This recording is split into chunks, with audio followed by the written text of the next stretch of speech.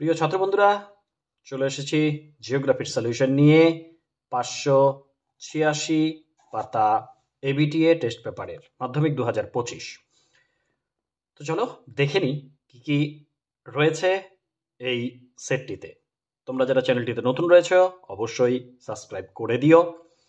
তো চলো দেখে নিই একের এক কি রয়েছে। যে প্রক্রিয়ায় ভূপৃষ্ঠের উচ্চতা বৃদ্ধি পায় তাকে বলা হয় আরোহণ প্রক্রিয়া।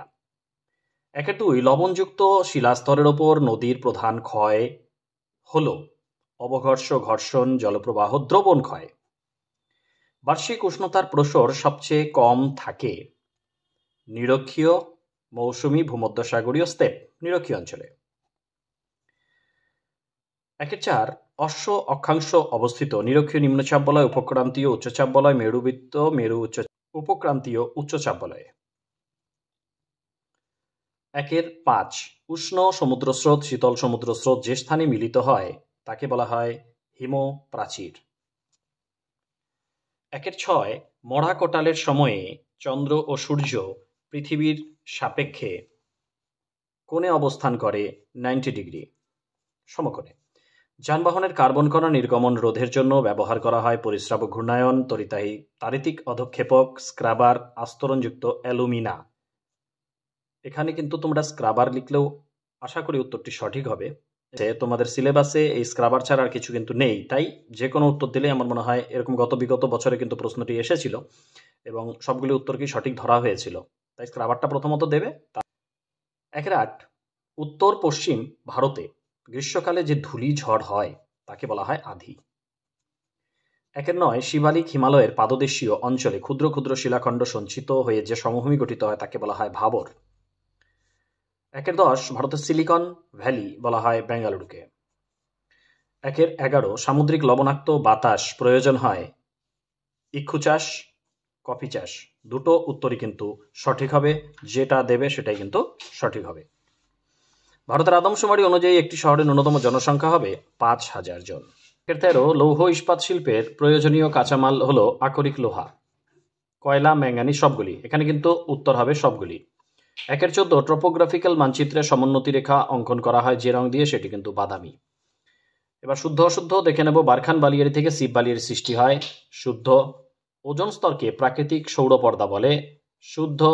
ভূমধ্যসাগরীয় অঞ্চলে সাধারণত গ্রীষ্মকালে বৃষ্টিপাত হয়, অশুদ্ধ। আরাবল্লী একটি নবীন ভঙ্গিল পর্বতের উদাহরণ, অশুদ্ধ।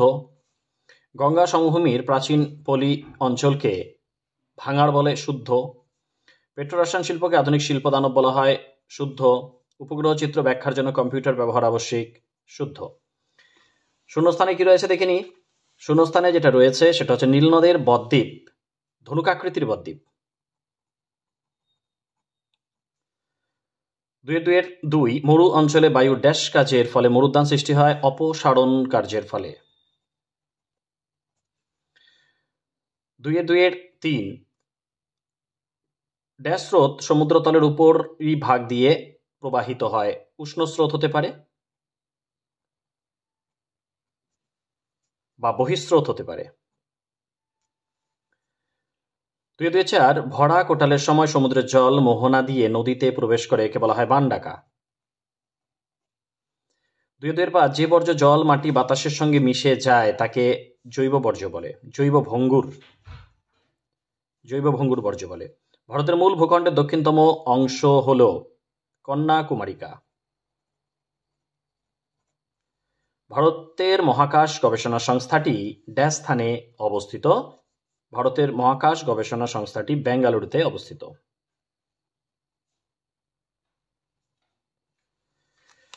এক কথায় উত্তর, যে উচ্চভূমি দুটি নদী ব্যবস্থাকে পৃথক করে তাকে বলা হয় জলবিভাজিকা। সম্পৃক্ত বায়ুর আপেক্ষিক আর্দ্রতা 100%। প্লাস্টিক কোন জাতীয় বর্জ্য? জৈব অভঙ্গুর বর্জ্য। সামুদ্রিক মাছের প্রধান খাদ্য কি? প্ল্যাঙ্কটন। ভারতের কোন অরণ্যে সিংহ পাওয়া যায়? গির অরণ্যে। ভারতের একটি জাইদ ফসলের নাম হচ্ছে তরমুজ, আউশ ধান।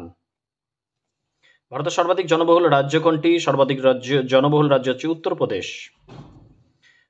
ভারতের কোন সংস্থা ভূবৈচিত্র্য সূচক মানচিত্র তৈরি করে? SOI সার্ভে অফ ইন্ডিয়া বা ভারতীয় সর্বেক্ষণ বিভাগ। ডান দিক বাদিক দেখে নি মিলিয়ে কি রয়েছে? তাল।